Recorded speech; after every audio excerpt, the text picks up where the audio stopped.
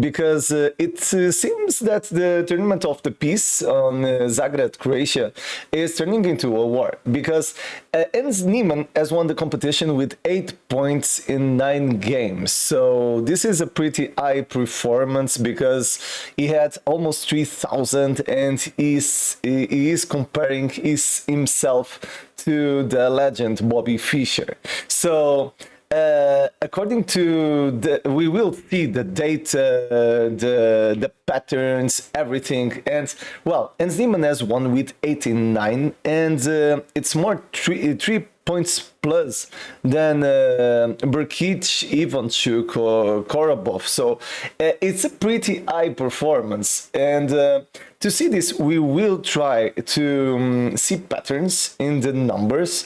I've created quickly an Excel file with all the data of the tournament. And why do I have some credibility? Well, I have a degree in computers, networks, and multimedia, and I have a graduation of 1 year in data analysis and management of the information. So this is data mining. I love to find patterns on the numbers, but I'm working with chess nowadays, so I'm a professional chess coach. About my chess level, I'm a 2000 player. So, well, why we need to see this? Well, it's simple, because everyone is talking about that. Well, chess.com has created an article talking about this competition, saying that Niemann compares himself to Fischer after winning tournament by 3 points, with all the data, with the interview of Bobby Fischer on decoding. Then, well, Niemann has raised his rating a lot, 35 points, so he's reaching 2700. So it seems like he's climbing the ladder. So 38 positions. Then the famous Niemann poach on the X platform, 2 lone Americans up against the world, facing immeasurable odds, victorious 53 years apart at the legendary Tournament of Peace, 8 and 9, 2946 performance rating. I know of no better life purpose than to perish in attempting the great and the impossible. So then Niemann has put it his results, the victories and the draw, yeah, because he hasn't lost any game, and well, and then we have the bomb. Even Shaparinov posted, "I just finished my worst tournament I ever played. Sometimes these things happen for a reason, and we should learn our lessons. I also want to congratulate the winner of the tournament, Niemann. He scored 8 in 9. He is a rising star, and I think he will be 2800 very soon. I never witnessed such strong play. I played with many top players. Recently, I played with one of the strongest players in the world, Hikaru Nakamura. And he is not even close. He is not even close to Niemann's level. I really think he works so hard, and I am his biggest fan from now on." Well, I don't know. I don't know if this is sarcasm or if he's talking seriously. I don't know, but the truth is that this is fire. So this is a bomb. And later, everyone started talking about the organization. And for example, in this post, Target Svensson says, organizer of Zagreb event with a pretty shocking quote to Norwegian paper. Niemann's performance is out of this world, but we have no definite proof that he is cheating. We have some indications. But we don't know if anyone wants to report him. So this is shocking because this has been told by the organization. So later, another post organizing. Sorry, this is the same. We have is. Yeah, Fischer Reloaded. Oh, okay. Here the performance, and then and then we have the other side. We have several players and coaches that are defending Niemann. For example, this one, Vasid Durabali. A few days ago, my novice student asked me about the accuracy rate of chess.com. Apparently, he scored 90 and quite proud. And talking about Kramniks and all this stuff and Niemann. So this is important to be careful because this is a sensible subject.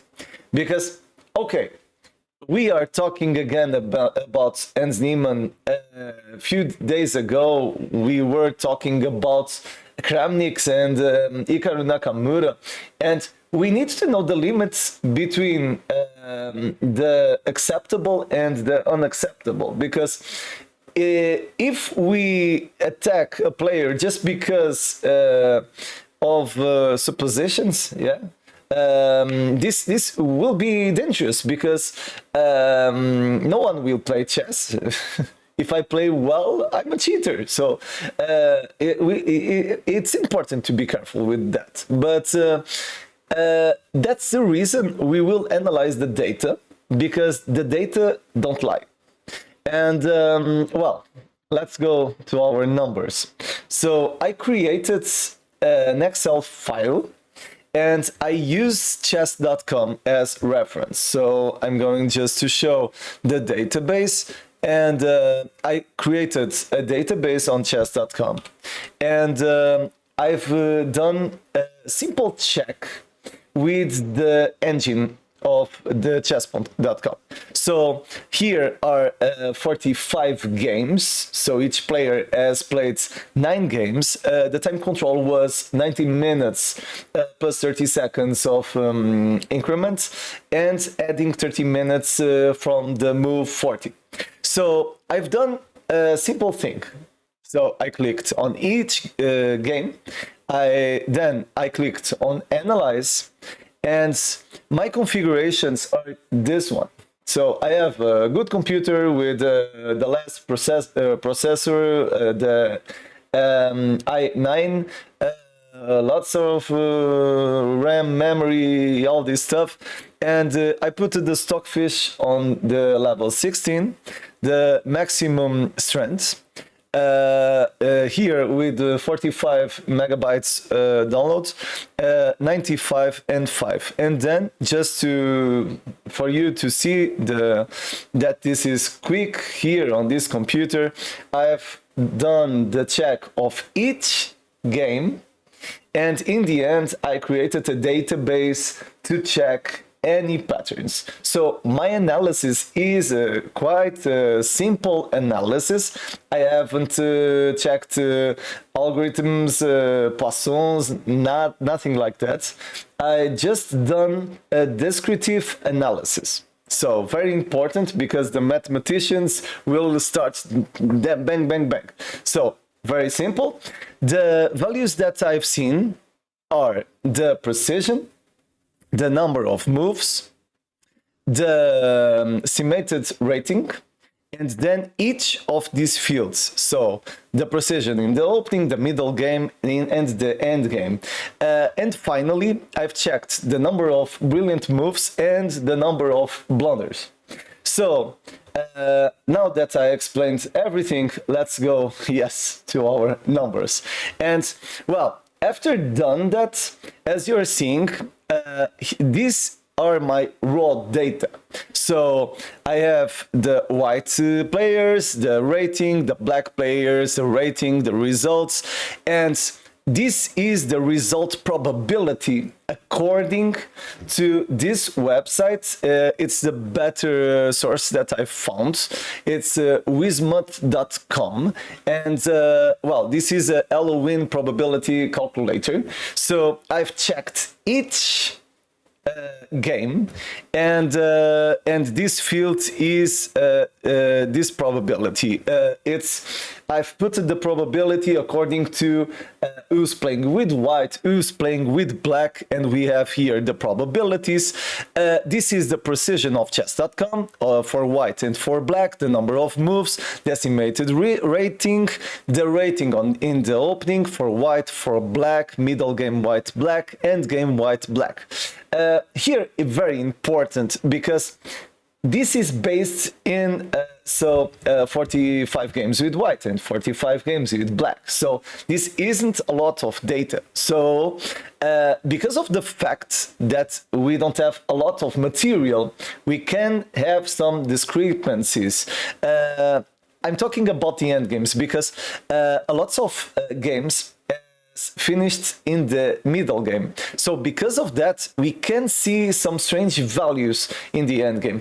I could remove some data, but the thing is that it's easy to attack a maths guy or well, a data scientist, like everyone talks, but because they are manipulating the data. And I'm working out the raw data and doing a very quick analysis. So if I don't manipulate nothing, this will be more correct, and you will not be talking about this kind of stuff. So these are the brilliant moves for white and for black, blunders for white and for black. Why I put that? Because the brilliant moves are rare.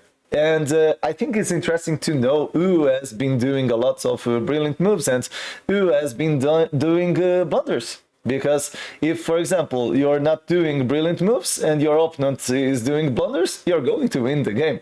So, okay, for this first table, we can see some patterns. For example, the result probability of Niemann winning Korobov was just 25.42%. Then we have Ivanchuk winning Shaparinov, so 27.23. Shaparinov losing to Jens Niemann, the probability was just 20.83. Then we have again Shaparinov losing to Korobov 25, sorry. Sokolov losing to Burkic 26.41. Again, Jens Niemann winning Ivanchuk 27.46. And finally, Motilev losing to Jens Niemann 26.83. So for now, losing to the data, we can see that, okay, I cannot say for now that, oh, Niemann is a cheater. No. This means probably one thing. This means that Jens Niemann plays very higher than his rating. So he is right now, he was 26.59, and he is winning players that the probability wasn't very high of winning, it was just of 20-something%. So this means that probably he's playing better than a 3750 player, according to this data. Probably even a 2800 player. So yeah, very high. Then, okay, we have, as you're seeing, a lots of games with probabilities of 47, 50. Normally are the draws, but we have some exceptions too. Here, important, at gray, we have the games that finished in less than 30 moves. In the beginning, I was thinking about removing those games, but then I changed my ideas. Why is that? because we have some outliers. So normally, I would like to remove those games because of the fact that they are too theoretical, and this will inflate the performance of the players. For example, Ivan Shuk and Berkic. So this is a 22 move game with 31,000 for Ivan Shuk and 3250 for Berkic. Why is that? Simple, because the precisions are very high and the game is a theoretical one. So initially I was thinking about removing that. So again, 2250, this kind of stuff.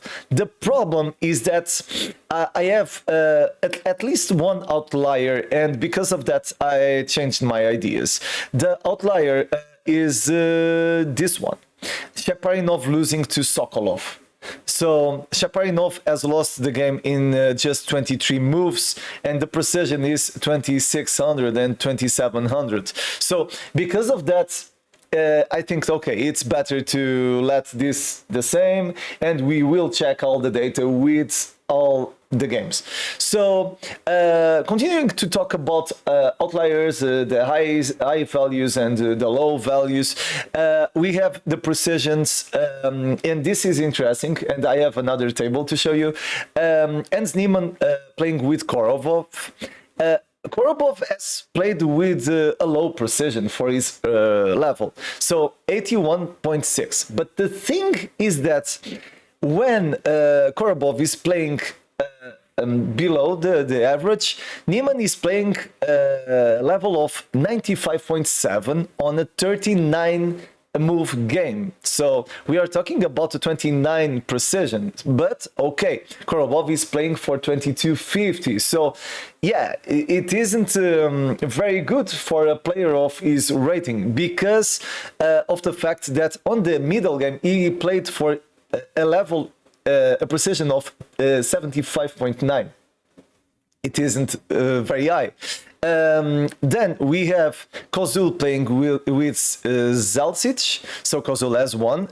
Again, precision 85.8 with a poor endgame for black, 76.3. And then we have I think, yeah, Niemann against Sokolov, second game of Niemann.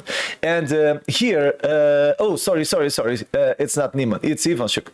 Ivan Shuk playing with Shaparinov. So here, as we saw, 27.23 wasn't very probable for Ivan Shuk to win, but the thing is that Shaparinov has played with 85.6, so it's below the average, and okay, Ivan Shuk has played for 89, so this could be a draw, but well, and then we have Sokolov playing with 82.6, so he has lost, and again Shaparinov playing for 85.8. Here, talking about the middle game, we have another interesting results. So we have Sokolov in the end game playing with just 71.8. We have here, so Shaparinov playing with Niemann, and so Shaparinov played the middle game with 76.8. Then we have Zalcic and Ivan Shuk. So Zalcic, sorry, has played with in the end game with 68.2. Here we have Kozul playing with Niemann in the end game 68.7, and Niemann with Ivan Shuk. Ivan Shuk is a beast playing end games, and Ivan Shuk has played with 71.8. So we are seeing here very interesting patterns. It seems like a lot of opponents of Hans Niemann has played worse than it would be supposed. So, but the thing is that if they are playing worse, we need to check if Niemann is playing better. Why is that? Because, well, if a player is creating pressure, is creating some threats, and has the initiative, is as an attacking position, etc., this means that the opponent will have more difficulties to play. Here we can quickly see the estimating ratings. So we have 2900 for Niemann, 3000 for Shaparinov and Kozul. Well, on a 52 move game, this game probably was incredible. I haven't seen yet. So then we have Niemann playing with Sokolov, 2950. It's a lot on a 37 move game. Korobov winning Savage, 2900. Ivanchuk on a 37 move game, winning with 31,100. Sorry. And finally, we have Hans Niemann with 2900 winning in a 42 move game. Korobov and Zalcic 32 move, 3100. It's a lot. Burkic and Shaparinov too. It's the same. Here, an incredible game too. Kozul and Korobov 60 move, 2900. And finally, well, we have Hans Niemann with black against Stavitz and Motilev. The draw 32-50, 32-50, and the other game again 29-50. Finally, we have Shaparinov and Stavic on a draw of 31 move and 3100 of rating. So this is a lot, and we need to check quickly the brilliant moves. We have here Sokolov has played 2 brilliant moves on the game, 1, and then we have 3. Who's this guy? Oh, Hans Niemann. Hans Niemann won Zalcic doing 3 brilliant moves, and black has made 1. Then we have 2, Korobov, 1, Korobov again. We have Zalcic, we have Burkic, then Zalcic again. So we have all this data, and here we have again Hans Niemann. So I checked this better on another table, and well, in this one we see better the patterns of our numbers. So first, I've seen the games with white and games with black because I want to see discrepancies, differences between the level of playing with white and playing with black. And as you're seeing here, we see, for example, Sokolov has drawn 4 games with white and lost 1. Durkic drew 5 times all the games. So I put it with on green those players because they have played 5 games with white and 4 games with black. And in this one, we are seeing the players with more games with black. And here important, Sokolov, Motilev, Burkic, Shaparinov, and Korobov has played 5 games with white.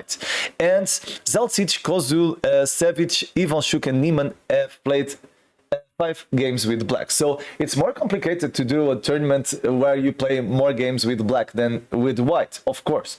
And here, important, about the data results, it's perfect because we have 8 wins with white, 29 draws and 8 losses, and with black 8, 29, 8. So it's perfect. Talking about the patterns is perfect because the probability of winning or losing or drawing is 50% with white or with black. And here we see the standings, everything. So Niemann has won 7 games and drew 2. Then we see here Shaparinov, a very important pattern because he has been the player that lost more games.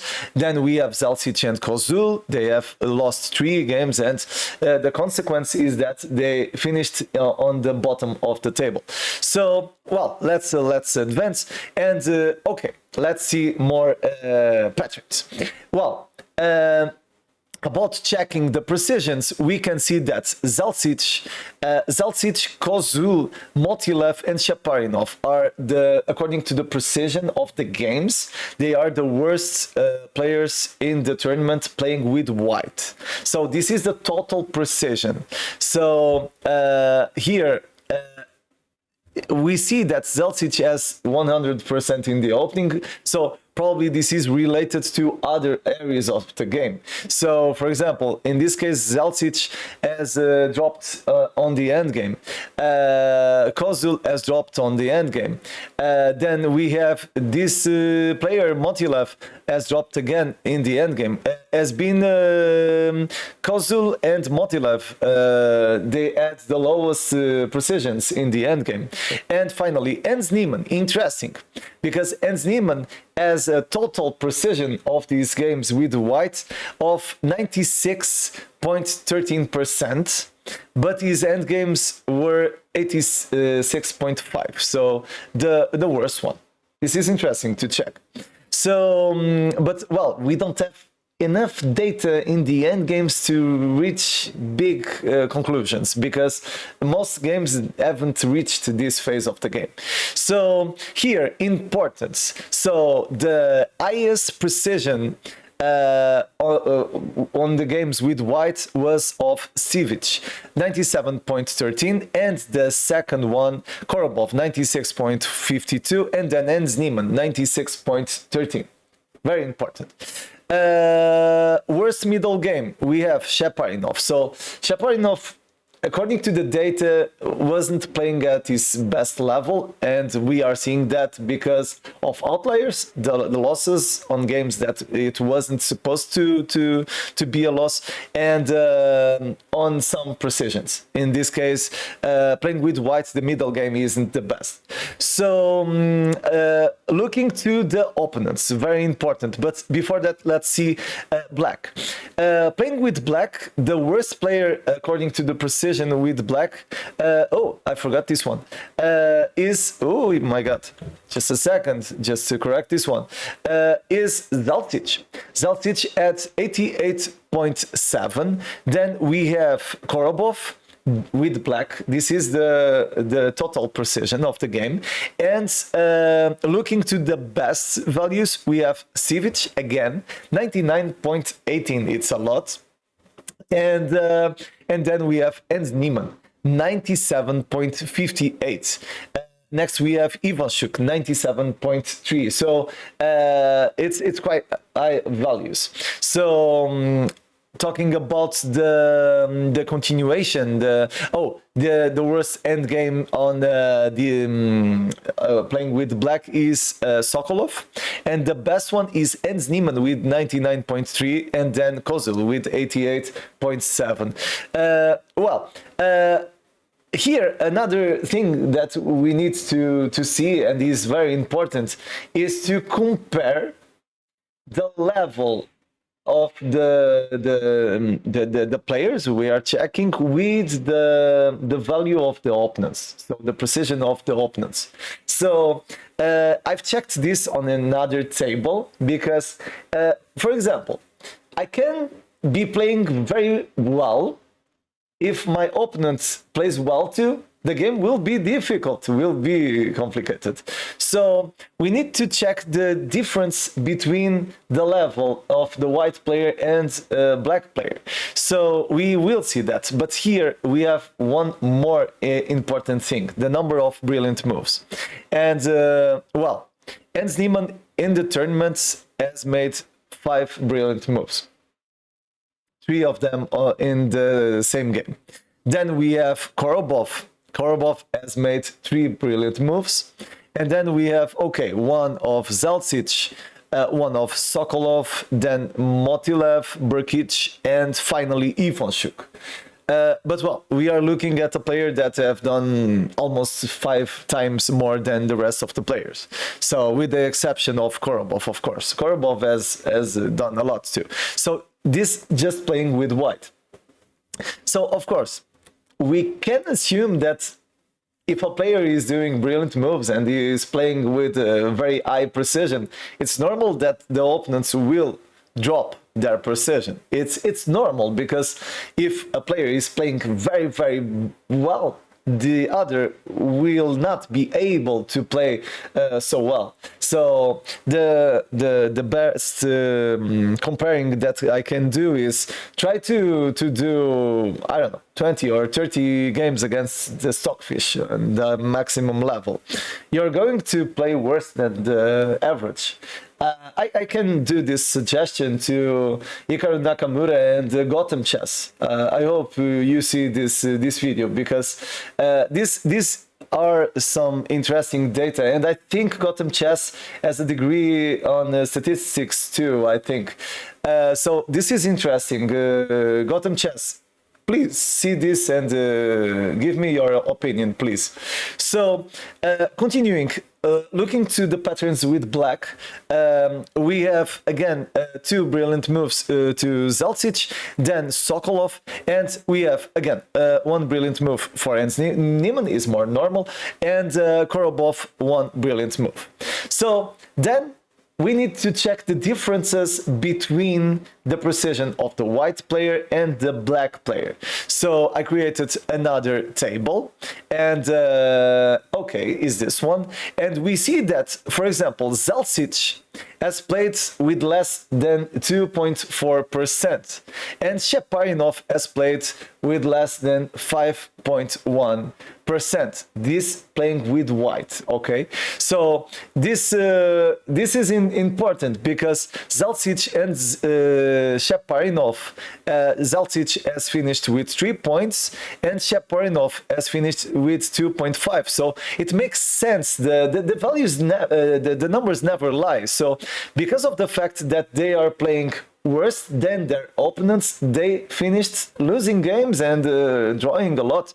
So the estimated rating was below, so 150 points and 240, and then middle game worse. Here Zelcic played the worst area was the endgame, minus 7.3%, and Shaparinov is the middle game, so less 9.1%. Here, very important, we have the rest of the players playing worse 1% or better 0.2, but Niemann has played much better than their opponents with white. So Niemann has played the total precision of his games with white of 6.8%. I checked these numbers several times, and a very interesting thing is that his precision with white has been better than his opponents in 6.8%, and with black is exactly the same. 6.8%. It's kind of weird. I don't know. It's strange.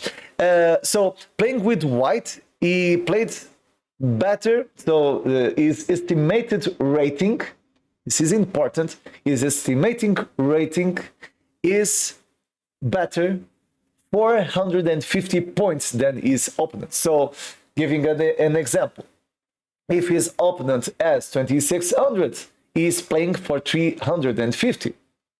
It's a very big difference. This is kind of 2800 player, more than that. This is very, very high. The famous performance of 29 something, it's related to that. This guy played much better than his opponents, much better. So opening, he played worse, almost 1%. Then middle game, look at that, 10.4% better than his opponents. And endgame, 14.7% better than his opponent. So this is a very big difference. Then the second one is Sivic with just 1.2% better than in the opening, 1.5% better, and worse 0.4. The monster Ivanchuk has played worse, 1.7%, but well, the rest of the data I think are measurable and easy to understand, because are normal values. And here, clearly, Niemann is an outlier. it's completely acting differently than the rest of the players. So analyzing the blacks game, we have again Niemann with 6.8 with more 3055 and 25 than his opponents, so it's a lot again. Then 0.3 better in the opening. Middle game again, 9.4% is better than his opponents in almost 10%. And in the end game, 13%. It's a lot. The second best is Ivanchuk, and Ivanchuk is known for his level playing with black. And Ivanchuk played better, almost 3%. Then the rating was superior in 50 points. And then we see that his endgame is much better than his opponents with 6.7%. Important. This is half of the values of Hans Niemann. So it's a very big difference. Then we have Burkic, 1.9. He plays with black better, so is superior by 125 points, and has a very interesting middle game, so 4% better. So to finish, we have our last table. And here I've done another check. I don't know if these conclusions are good, because it was almost 7 a.m. I haven't slept. So here I've checked the number of moves and draws, because I wanted to conclude that we can take conclusions. So less moves, more draws, of course. The idea was that. But I've seen another difference. So again, we have the white values and black values with total draws. Well, the conclusion is that sorry, playing with white, Shaparinov, yes, Kozul and Zerkic had a worse precision. And here it's important, one small detail is that playing with white, we see that Stivic played for 97.13, but in just 24 moves. So these are theoretical games. But Niemann has 96.13 on 41 moves. It's almost the double. So he is one of the players with more moves. We just have Kozul, and look at the difference. Kozul has 91.58 and Niemann has 96.13. So Niemann played with such a high precision, and we see this difference here with O draws.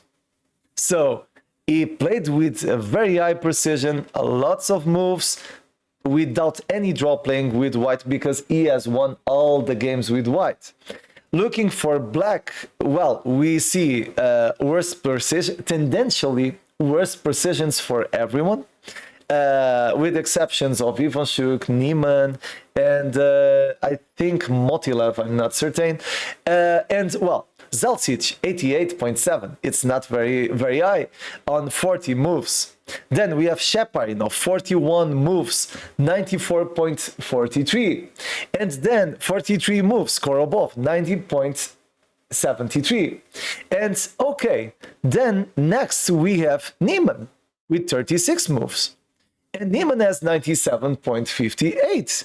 Niemann is the second best player after Stivic, but Stivic has 99.18 on in just 26 moves. So, well, it's 10 move difference. That is very important, because normally I don't know, probably I'm going to say a mistake, and if Nakamura says this video, probably he will confirm if this is true or not. But my idea is that normally most top grandmasters, they know 20 or 25 moves, even 30 moves, because of the theory. They check this, all the variance, this data. But 36 moves, I think it's a lot, or even 41 moves. But well, this isn't my area. I'm not a master. I'm just a 2000 player. So here, we are seeing 26 moves, 97.58, and then we have Ivanchuk with just one move. This is the average, of course, one move less, and we have 97.03. Here, important, Niemann has drew 2 times, and Ivanchuk has drawn 3 games. So then next we have Rakic with 95.7. So what are the conclusions? Sorry. Here we can see some patterns. We've seen that Shaporinov, yes, was probably a player that would, in normal conditions, play better. We've seen Zalkic and Kozul with some difficulties too. In one side, Zalcic and Kozul playing with white, and playing Zalcic playing with black too, with some problems. In the other hand, we've seen Korobov with some difficulties playing with black. We've seen that Niemann played against opponents that probably has played worse than the normal or the average. And he has played better than the rest of the guys. So with incredible numbers, so almost 7% with white and 7% with black, it's the same. Then we have another conclusion. Niemann has been the player that has done more brilliant moves. The biggest difference is when he plays with white. He has done 5 brilliant moves. Is a lot. And the second one is Korobov. And then another conclusion that I can see. It's that we have a pretty strong player too in the tournament. According to the precisions, is Sivic.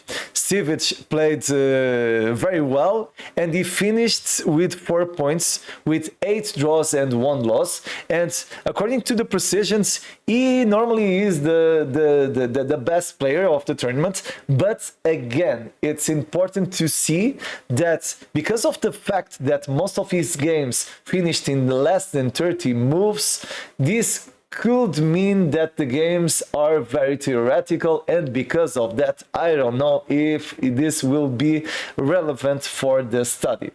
So, well, I think it's all. I hope you enjoyed this video. I've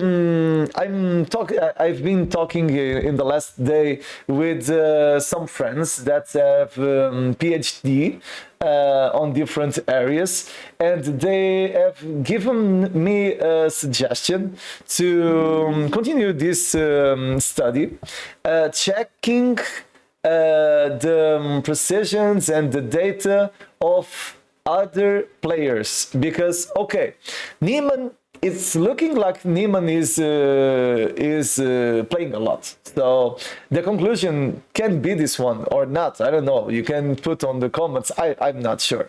But the truth is that Niemann, according to the data, has played much better than his rating and his opponents.